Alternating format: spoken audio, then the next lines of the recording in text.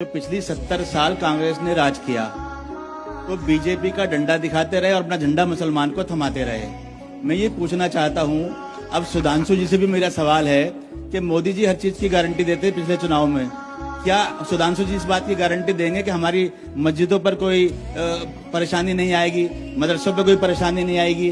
क्या मुसलमान को इसका फायदा होगा? क्योंकि मुझे उम्मीद है मोदी जी से कि इसका फायदा तो होगा, पर सुधांशु जी से मैं गारंटी चाहता हूँ। तिरपाल के ऑर्डर कर दिए हैं उन्होंने, तिरपाल लाएंगे और मस्जिद को कोई नुकसान नहीं होने देंगे। देखिए, मस्जिद हो या मदरसे, इस वक्त बोर्ड के एक्ट में कहा गया जो मस्जिदें हैं, जो इमाम बाड़े हैं, जो दरगाहें हैं और जो कब्रिस्तान है, उनके ऊपर कोई प्रभाव नहीं पड़ेगा।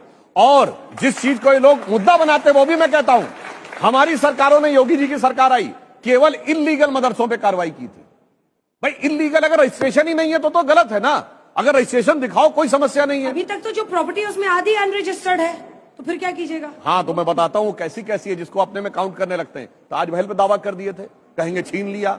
संसद भवन पे दावा किए थे, छीन लिया। एयरपोर्ट पे दावा कर दिए, छीन लिया। फिर वो अंबानी जी कैंटीला पे दावा कर दिया, छीन लिया। अब भैया ऐसे तुम खड़े हो जाओ तो जिसे कहते हैं, जिधर वो कहते थे ना पुराने जमाने में, अरे साहब आप शहंशाह आलम है, जिधर उंगली कर देंगे उधर वो आपकी जमीन हो जाएगी। तो मैं कहना चाहूंगा उनके लिए अपनी लखनऊ की भाषा में, हमारा मियां वो दिन लग गए जब उस्ताद लल्लू का फात्ते उड़ाया करते थे कि जहां हमारा कबूतर बैठ जाएगा वो हमारी जमीन हो जाएगी।